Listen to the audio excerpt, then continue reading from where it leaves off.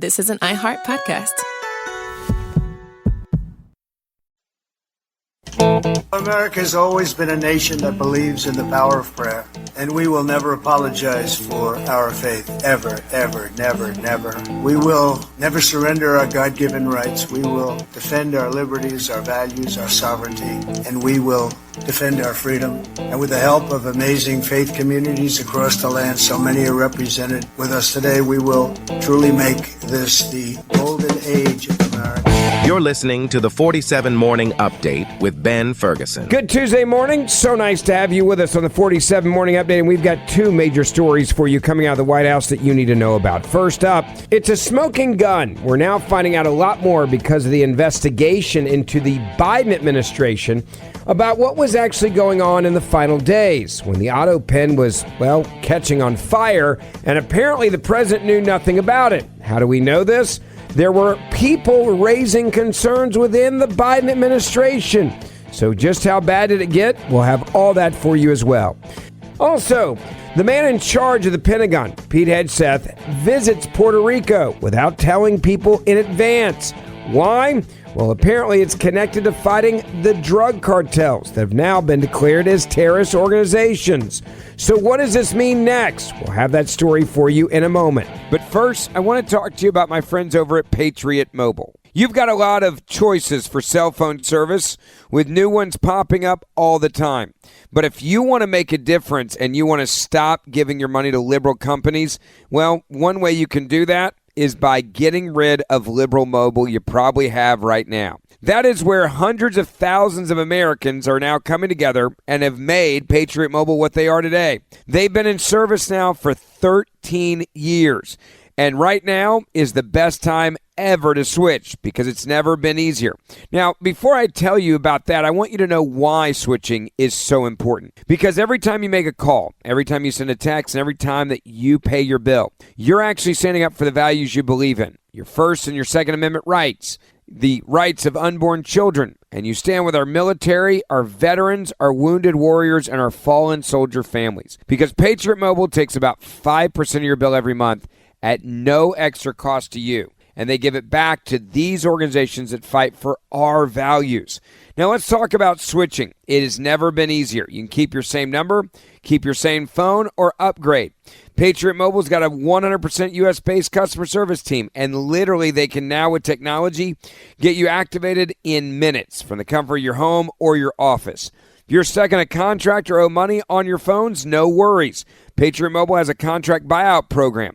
And this is how we win, folks. By aligning our spending with our values, every dollar we spend matters. Now, let me also give you a free month of service. Go to patriotmobile.com/Ferguson. That's patriotmobile.com/Ferguson. Or you can call them 972-PATRIOT. Use the promo code Ferguson, and you're going to get 1 month free service by switching today. So again, patriotmobile.com/Ferguson.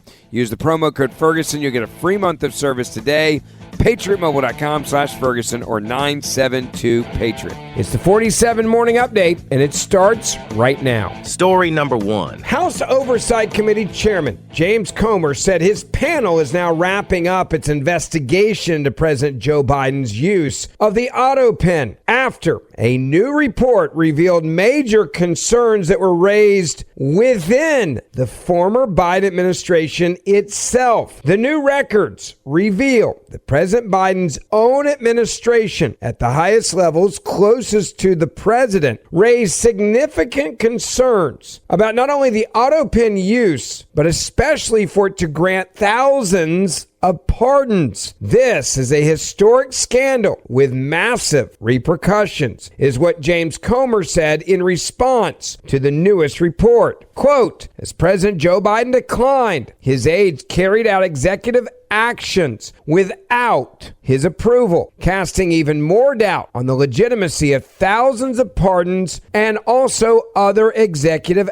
actions. Comer added, the House Oversight Committee is in the final stages of its investigation, and he said there must be accountability for this scandal. Now, President Trump has also weighed in on this newest breaking news, saying, quote, the Biden Autopen scandal is big. Not as big as the Russia hoax or the rigged 2020 presidential election, but nevertheless, one of the biggest ever. Now, don't worry, the left is pushing back. In fact, a former White House Biden staffer said the pardon process, well, it was totally fine, saying, quote, Republicans like to talk about Biden whenever news hits that they don't want to talk about. Today, they don't want to talk about, what is it? The worst job gain since 2020. Instead, they want to talk about Biden because Trump, he says, is responsible for the latest numbers. Now, let's go back to what the reality of the situation is. I want you to hear from Mark Smith. He's a constitutional attorney on Fox News Channel. And here's what he had to say about the developments, especially when it comes to Biden and top aides saying they rarely saw or even talked to the president while giving out thousands of pardons. Let's bring in constitutional attorney Mark Smith. Mark, thank you so much for being here.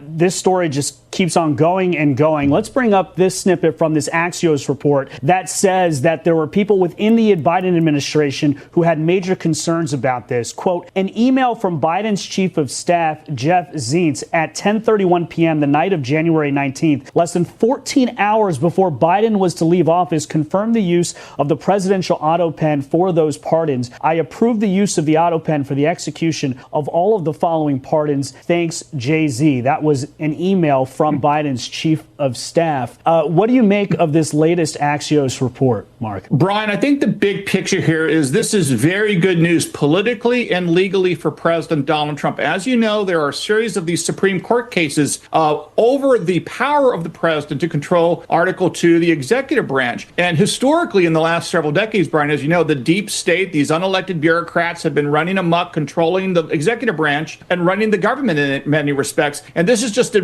more recent example and a very good example to highlight the problems with the unelected people run the Autopen, run the White House, and so on. And I think all this is going to be very good in terms of atmospherics to helping Donald Trump continue to win these cases before the Supreme Court. Because the one thing Donald Trump is doing very, very well is reminding people that as the president of the United States, all of the executive powers in Article 2 of the Constitution is vested in him as the president, the one person that's elected by all the people, voted on by all Americans. And I think this is very helpful in front of the U.S. Supreme Court, which is why Donald Trump keeps winning before the Supreme Court these questions of executive power and his authority. Well, atmospherics and politics aside, what about legally by the law? Is there any sense here that these more historic, a record number, 4,250 pardons and clemencies that were signed with this Autopen, do they get thrown out the door? Well, at a very high level, certainly a president is allowed to use an Autopen or an electronic signature. I mean, people use electronic signatures to sign contracts every day in American life, and that is legally fine. But this all assumes, Brian, that the person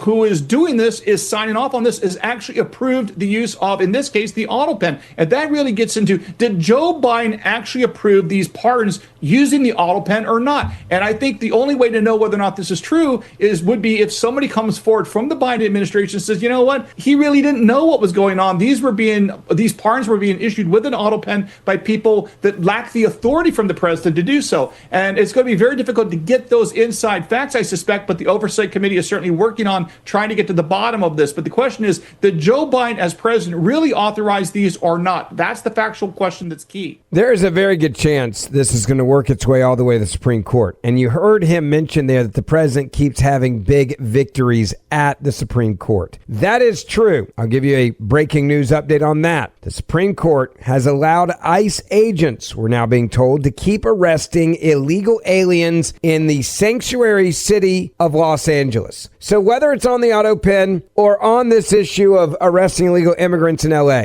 the Supreme Court keeps backing the President of the United States of America, and they granted the request from President Donald Trump's administration to override a lower court's ruling from an activist judge that barred Immigration and Customs Enforcement, known as ICE, agents from carrying out federal immigration enforcement operations under the claim that such raids could constitute racial profiling. So what did the court say? No, we're not buying it, California, and they can still do their job to keep Americans safe. Now story number 2. Pete Hegseth, he is the defense secretary. He has arrived in Puerto Rico amid the U.S.-Venezuela tensions that are continuing to rise. This is an important visit because it was unannounced. And not only was the U.S. defense secretary there, but the Joint Chiefs chairman, General Kane, also was on the trip. It was an unannounced visit, an unplanned visit for the public to Puerto Rico, as the U.S. has ramped up military activities in the Caribbean aimed at drug trafficking networks. They met officials at the 156th Wing Air National Guard base. Hegseth addressed roughly 300 service members while he was there. And the question you may be asking yourself is this: why now? Well, it's pretty simple. The trip follows a September the 2nd U.S. military strike in the southern Caribbean that sank a vessel departing Venezuela, with U.S. officials saying 11 suspected members of the Tren de Aragua cartel, they are also a terrorist organization, were all killed. Some regional leaders backed the action. Others urged more transparency. Venezuela also denied the U.S. allegations and criticized the operation, and that's exactly what should be expected. So now the question is, why is the Pentagon weighing Puerto Rico as a hub? Or is this more about expanding counter-narcotics operations altogether? Now, we also know that plans include deploying 10 F-35 fighter jets to the island and conducting military flights out of Puerto Rico. An unusually large cluster of U.S. warships, about 8, is already operating in the region as well. Marines are also on the island.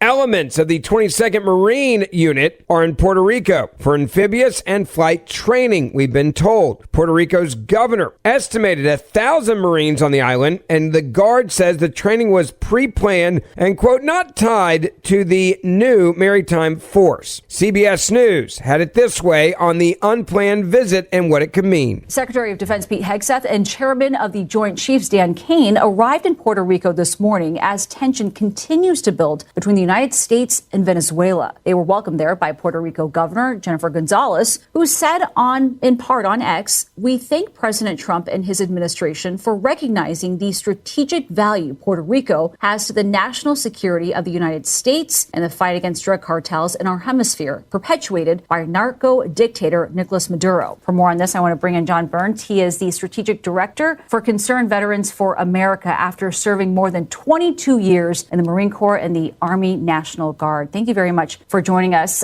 What does this arrival here of Hegseth and Kane to Puerto Rico signal to you? Well, thank you, Nancy, for having me on. I think there's a lot of signals there. One of the key takeaways for me, aside from just the situation with Venezuela and the drug situation in the Caribbean, is the National Defense Strategy, which is a little overdue, is said to be released within the next 7 to 10 days. And early reporting indicates that there's a large pivot towards defense of the American hemisphere and away from being heavily engaged in other parts of the world, Europe. I think there's probably still going to be an emphasis to a degree on the Indo-Pacific, maybe not as much as we thought. But this is the key role that our Department of Defense, Department of War should be playing. Our primary interest is securing our hemisphere and our homeland.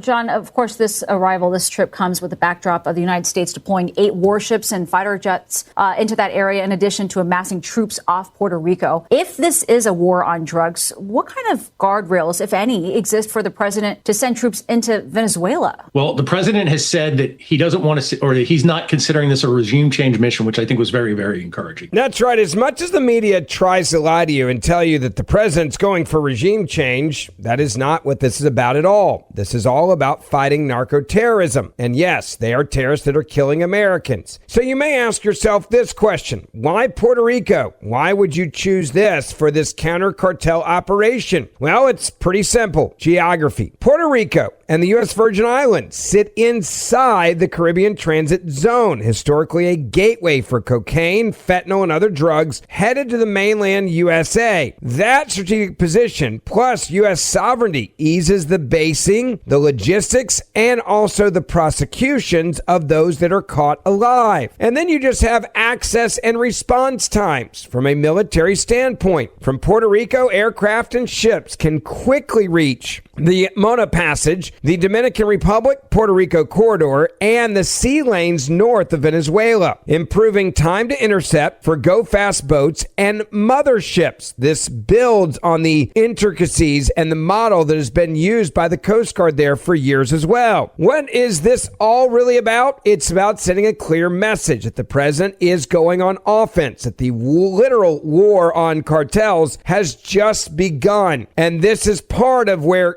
Puerto Rico also comes in. You have additional air and maritime assets in Puerto Rico. This will help with surveillance and interaction coverage over the choke points where traffickers are most vulnerable at sea. The Coast Guard's layered approach, as it was described by the White House, will have large cutters, aircraft, and partner forces, and all the benefits of the DoD platforms and their increased presence combined. So, it's pretty simple. President of the United States of America is saying we are going all in, and we're going to do this with all of the technology and the forces that America has. Thank you for listening to the 47 Morning Update with Ben Ferguson. Please make sure you hit subscribe wherever you're listening to this podcast right now. And for more in-depth news, also subscribe to the Ben Ferguson Podcast, and we will see you back here tomorrow. This is an iHeart podcast.